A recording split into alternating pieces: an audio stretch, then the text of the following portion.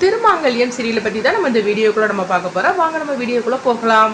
மகா பார்த்தோம்னா திருவுக்காக செய்யக்கூடிய அந்த பரிகார பூஜை செஞ்சு முடிச்சிருந்தாங்க. இன்னும் ஒரே ஒரு நாள் தான் பண்ண வேண்டியது இருக்குது அப்படின்னு சொல்லிட்டு இருக்கோம். அப்போ அந்த சாமியார் குறிஞ்சி இருக்கிறாங்களா, அவங்க வந்து மகாவுக்கு ஃபோன் பண்ணுறாங்க. இங்கே பாரு மகா, நாளைக்கு நீ வந்து செய்யக்கூடிய அந்த பூஜை தான் கடைசி நாள் பூஜை, அதை நீ நல்ல மாதிரிக்கு செஞ்சு முடிச்சிடணும் அப்படிங்கும்போது கண்டிப்பாக நான் செஞ்சு முடிச்சிடுவேன் அப்படிங்கிறாங்க. ஆனால் அதில் ஒரு விஷயம் இருக்குது அப்படிங்கவும், என்ன சாமி விஷயம் அப்படின்னு சொல்லி கேட்டுட்டு இருக்கும்போது, நாளைக்கு அந்த பூஜையை நீ மட்டும் தனியாக பண்ணக்கூடாது, திருவியும் அழைச்சிட்டு வந்து நீங்கள் 2 பேரும் வந்து ஜோடியாக தான் பண்ணணும் அப்படிங்கிறாங்க. இதை கேட்டதுமே மகா அதிர்ச்சடைகிறாங்க.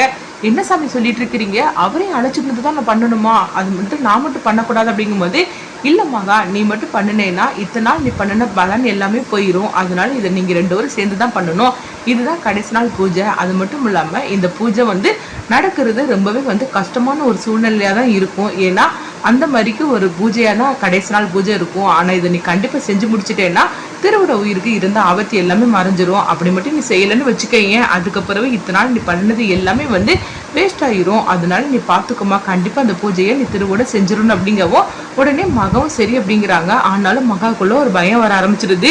என்ன பண்ணுறதுக்கு, திருக்கூட தான் பண்ணணும்னு சொல்லிட்டாரு, இப்போ அவர்கிட்ட போய் நான் சொன்னோம்னா அவர் ஒத்துப்பாரோ தெரியலன்னு சொல்லிட்டு இருக்கவும், இன்னொரு பக்கம் பார்த்தோம்னா அம்பிகாவை தான் காட்டுறாங்க.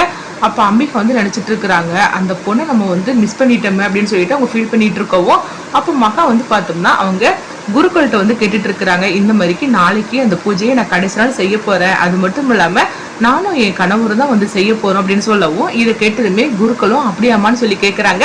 அப்போ அடுத்ததான் பார்த்தோம்னா அந்த குருக்கள் வந்து அம்பிகாவுக்கு ஃபோன் பண்ணவும், உடனே அம்பிகாவும் இங்கே பாருங்க குருக்கள், நான் அந்த பொண்ணை மிஸ் பண்ணிட்டேன் அப்படிங்கும்போது, அம்மா நீங்கள் கவலைப்படாதீங்க, கண்டிப்பாக அந்த பொண்ணு நாளைக்கு வரப்போகிற அம்மா அப்படிங்கும்போது, என்னங்க சொல்கிறீங்கன்னு கேட்கும்போது, ஆமாம் நாளைக்கு தான் கடைசி நாள் பூஜையா, அதனால தன்னுடைய கணவரை அழைச்சிட்டு வந்து அந்த பொண்ணு வந்து இந்த மாதிரிக்கு இந்த பூஜை பண்ண போகிறா, என்கிட்ட கொஞ்ச நேரத்துக்கு முன்னாடி தான் அவங்க கேட்டுட்டு போனா அப்படின்னு சொல்லவும், இது கிட்டதுமே அம்பிகா வந்து அப்படியே ஒரு பக்கம் வந்து அதிர்ச்சடைகிறாங்க. இன்னொரு பக்கம் வந்து அந்த பொண்ணை எப்படியாவது நம்ம கண்டுபிடிச்சாகணும், அப்போ அவள் திருவோட நாளைக்கு வரப்போறாளா அப்படின்னா அம்பிகா வந்து அதிர்ச்சடைகிறாங்க. அப்போ குருக்கள் வந்து சொல்றாங்க, நாளைக்கு மட்டும் நீங்கள் வந்தீங்கன்னா அந்த பொண்ணை நீங்கள் கண்டிப்பாக கண்டுபிடிச்சிடலாமா, இதை சொல்கிறதுக்காக தான் நான் உங்களுக்கு ஃபோன் பண்ணேன் அப்படிங்கவும், உடனே அம்பிகாவும் சரி அப்படிங்கிறாங்க. அடுத்துங்க பார்த்தோம்னா மகா வந்து திருக்கிட்ட அந்த விஷயத்தை பற்றி சொல்கிறதுக்காக அவங்க வந்து வராங்க.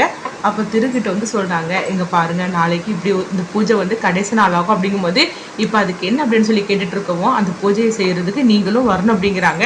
இது கட்டதுமே திரு வந்து அதிர்ச்சடைகிறாங்க. என்ன சொல்லிட்டு இருக்கிற, நான் வந்து உன் கூட உட்காந்து பூஜை பண்ணணுமா, கண்டிப்பாக நடக்கவே நடக்காது, அதனால இதை வந்து நீ நினைச்சு கூட பார்க்காது அப்படின்னு சொல்லிட்டு இருக்கவும், இங்கே பாரு நீ இந்த வீட்டில் இருக்கிற ஒவ்வொரு நிமிஷமும் நான் பயந்து பயந்து இருக்க வேண்டியதாக இருக்குது, இதில் நானும் உன் கூட வந்து பூஜை பண்ணுறதாவது அதெல்லாம் நடக்காது, ஒழுங்கு மரியாதை இங்கிருந்து போயிரு அப்படின்னு திரு வந்து மகாவை போட்டு திட்டவும், இப்போ மகா வந்து பார்த்தோம்னா ஒரு பேப்பரை கொடுக்குறாங்க. அதை பார்த்ததுமே திரு வந்து அப்படியே அதிர்ச்சியோட பார்க்குறாங்க. என்ன மகா நீ ஊரை விட்டு போறியான்னு சொல்லி கேட்கும்போது, ஆமாம் நான் வெளியூருக்கு போகிறேன், இந்த பூஜையை பண்ணி முடிச்சதுக்கப்புறமா அதுக்கப்புறம் உங்கள் வாழ்க்கையிலே நான் திவ்யாக்கா வாழ்க்கையிலே நான் தலையிட மாட்டேன், அதனால தான் இந்த முடிவு எடுத்திருக்கிறேன், இந்த பூஜையை வந்து உங்களுக்காக செஞ்சு முடிச்சதுக்கப்புறமா நான் வெளியூருக்கு போகலான்னு சொல்லி முடிவு எடுத்துட்டேன், எல்லா ஏற்பாடுமே நடந்துடுச்சு அப்படின்னு சொல்லவும், இது கேட்டதுமே திரு வந்து ஃபீல் பண்ண ஆரம்பிச்சிருந்தாங்க.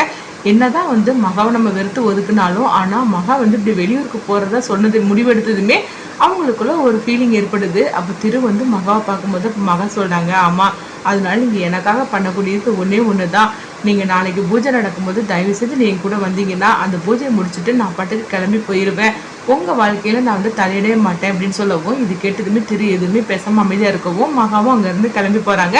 அடுத்ததாக பார்த்தோம்னா அடுத்த நாள் ஆகுது. அம்பிகா வந்து நினைக்கிறாங்க, எப்படியாவது இன்னைக்கு அந்த பொண்ணை பார்த்தே தீரணும் அப்படின்னு சொல்லிட்டு இருக்கவும், அப்போ வந்து திரு கிளம்புறாங்க. எங்கப்பா போகிற அப்படிங்கும்போது, அம்மா நான் ஆஃபீஸ்க்கு தம்மா கிளம்புறேன் அப்படின்னு திரு சொல்லவும், உடனே அம்பிகாவும் அப்படியான்னு சொல்லி கேட்டுட்டு இருக்கிறாங்க. என்னன்னு சொல்லி பார்த்தோம்னா அவங்களுக்கு திருமலை சந்தேகம் வர ஆரம்பிச்சிருது.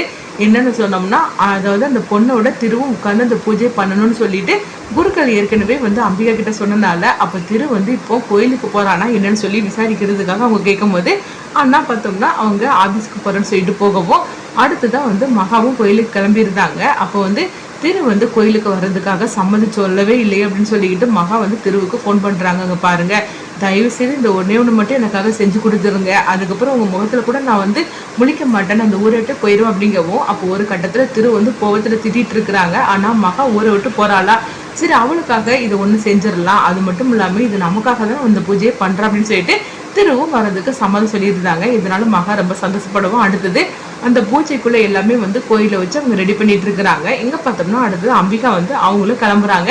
அப்போ எப்படியாவது இந்த பொண்ணை கைங்குளமா கண்டுபிடிச்சுன்னு சொல்லிட்டு அவங்களும் வந்து கிளம்பவும் இங்க பார்க்கும்போது திரும்பவும் வந்து மகா ஃபோன் பண்றாங்க. என்னங்க வந்துட்டீங்கன்னு சொல்லி கேட்கும்போது சும்மா ஃபோன் பண்ணி தொந்தரவு பண்ணிட்டு இருக்காத, நான் பக்கத்துல வந்தாச்சுன்னு ஒரு 10 நிமிஷத்துல வந்துரும் அப்படின்னு சொல்லவும் இது கெட்டதுமே உடனே மகாவும் சரிதாங்க அப்படின்னு சொல்லிட்டு இருக்கும்போது அடுத்து பார்த்தோம்னா வந்து கோயிலுக்கு வந்துருந்தாங்க. வந்து அவங்க வந்து கோவில்ல வந்து காரை விட்டு இறங்கி நின்றுட்டு இருக்கும் போதே அதே நேரத்துல பார்த்தோம்னா அம்பிகாவும் ஆட்டோல வந்து இறங்குறாங்க. ஆனா 2 பேரும் ஒருத்தருக்கு ஒருத்தர் பார்க்காம இருக்கவும் வந்து பார்த்தோம்னா வந்து மகா வந்து எங்க இருக்கிற அப்படின்னு சொல்லிட்டு போன் பண்ணி கேட்கும் போதே இந்த இடத்துல துர்க்கை அம்மனுக்கு முன்னாடிதான் இந்த பூஜை நடக்க போகுது, அதனால இங்கதாங்க இருக்கிற அப்படின்னு சொல்லும் போது உடனே சரின்னு சொல்லிட்டு திருவும் அந்த இடத்துக்கு வந்துருந்தாங்க. வந்ததுமே அப்போ உடனே வந்துட்டீங்களா அப்படின்னு சொல்லி வந்து மகா சந்தோஷப்பட்டு இருக்கும்போது அப்ப மகா வந்து குருக்கள்கிட்ட வந்து சொல்றாங்க, இவர் தான் என்னுடைய கணவர், பூஜை ஆரம்பிச்சிடலாமான்னு சொல்லி கேட்கும்போது ஆமாம்மா பூஜை ஆரம்பிச்சிடலாம் அப்படின்னு சொல்லிட்டு மகாவும் திருவும் வந்து உட்கார்ந்து இருக்கிறாங்க. எங்க பார்த்தோம்னா அம்பிகாவை தான் காட்டுறாங்க. அப்போ அம்பிகா வந்து பூஜை எங்கே நடக்குது, எப்படின்னு துர்க்கையம்மன் கோயில் சன்னதியில் வச்சு தான் இந்த பூஜை நடக்கும்னு சொல்லிட்டு அம்பிகா அங்கே நடந்து வந்துக்கிட்டு இருக்கிறாங்க. அப்போ அம்பிகாவுக்குள்ள ஒரு பதட்டம் ஏற்பட்டதே இருக்குது. என்னன்னு சொல்லி பார்த்தோம்னா இத்தனை நாள் வரைக்கும் நம்ம திருவை அப்படி நம்ம சொல்லி தான் நம்ம கேள்விப்பட்டுட்டே இருக்கிறோம் திருவுக்கு கல்யாணம் நடந்திருக்குன்னு. ஆனால் உண்மையில இந்த பூஜையில் வந்து உட்கார்ந்துருக்க கூடாது அப்படின்னு சொல்லிக்கிட்டு அவங்க நினச்சிக்கிட்டே வராங்க. அப்போ பார்க்கும்போது வந்து மகாவும் திருவும் வந்து திருமணம் வரைக்கும் உட்கார்ந்துருக்குறாங்க. அப்போ குருக்கள் தான் வந்து எல்லாமே பண்ணிட்டு இருக்கவும் அம்பிகா அந்த இடத்துக்கு வந்துருந்தாங்க. வந்ததுமே என்னது 2 பேரும் உட்கார்ந்துருக்குறாங்க, யாரா இருக்கும் அப்படின்னு சொல்லிக்கிட்டு அம்பிகா பார்த்தோம்னா பயந்துக்கிட்டே வந்து அவங்க முன்பக்கமாக வராங்க. வந்து பார்த்ததுமே அவங்களுக்கு அப்படியே வந்து அதிர்ச்சடைகிறாங்க. என்னன்னு சொல்லி பார்த்தோம்னா திரு பக்கத்தில் மகாவும் உட்கார்ந்துருக்குறாங்க.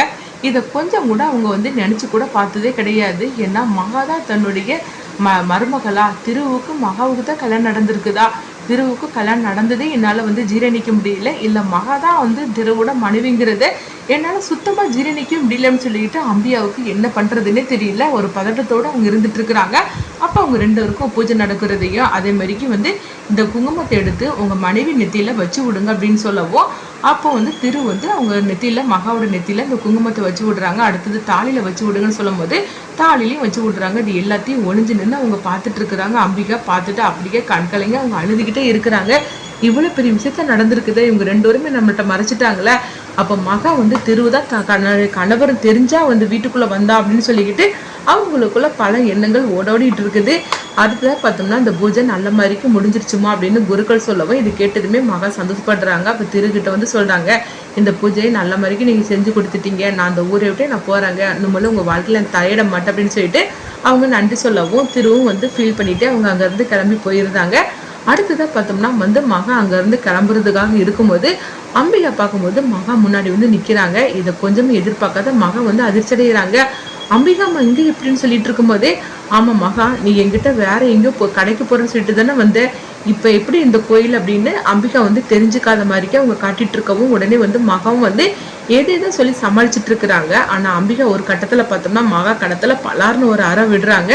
இதை கொஞ்சமே எதிர்பார்க்காத மகா வந்து அதிர்ச்சடையவும் உடனே வந்து அம்பிகா சொல்றாங்க, இங்க என்ன நடந்துகிட்டு இருக்குன்னு நான் எல்லாம் பார்த்துக்கிட்டு தான் இருந்தேன், என்னதான் நடந்துகிட்டு இருக்குது, அப்ப திருவுக்கும் உனக்கு கல்யாணம் முடிஞ்சிருச்சுதா, அப்ப இந்த விஷயம்லாம் தெரிஞ்சுதான் நீ அந்த வீட்டுல வந்து இருக்கிறியா, என்னதான் நடக்குது அப்படின்னு சொல்லி அவங்க கேட்டுட்டு இருக்கவும் உடனே வந்து அவங்க கையெடுத்து அவங்க கும்பிடுறாங்க. மகா அம்மா நான் சொல்றதை கேளுங்கம்மா, எம்மள நீங்க தப்பா நினைக்காதீங்க, அதே மாதிரிக்கு திரும்பியும் நீங்க தப்பா நினைச்சிடாதீங்க, என்ன ஒரு இக்கட்டான நிலைமையில காப்பாத்துறதுக்காக தான்மா அவர் எங்க இடத்துல தாலி கட்டினார் அப்படின்னு சொல்லும் போது என்ன மகா நீ சொல்லிட்டு இருக்கிற அப்படிங்கவும் உடனே மகா தனக்கு நடந்த எல்லா அநியாயத்தை அவங்க சொல்லிட்டு இருக்கிறாங்க.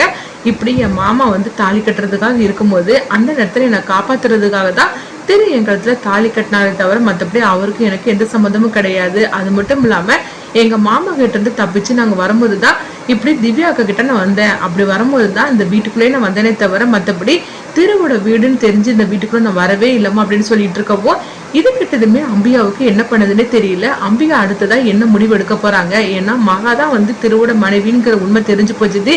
என்ன மாதிரிக்கு சூழ்நிலை தாலி கட்டியிருந்தாலும் சரிதான், ஆனா திருவோட மனைவி மகாதான் அப்படிங்கறத அவங்க தெரிஞ்சுக்கிட்டாங்க. இதனால திவ்யாவுக்கு திருவுக்கு நடக்க போற கல்யாணத்துல என்ன பிரச்சனை வரும், அதே மாதிரிக்கு மகா வெளியூருக்கு போறதா முடிவெடுத்துட்டாங்க. இதை கண்டிப்பா அம்பிகா தடுத்து நிறுத்துவாங்க.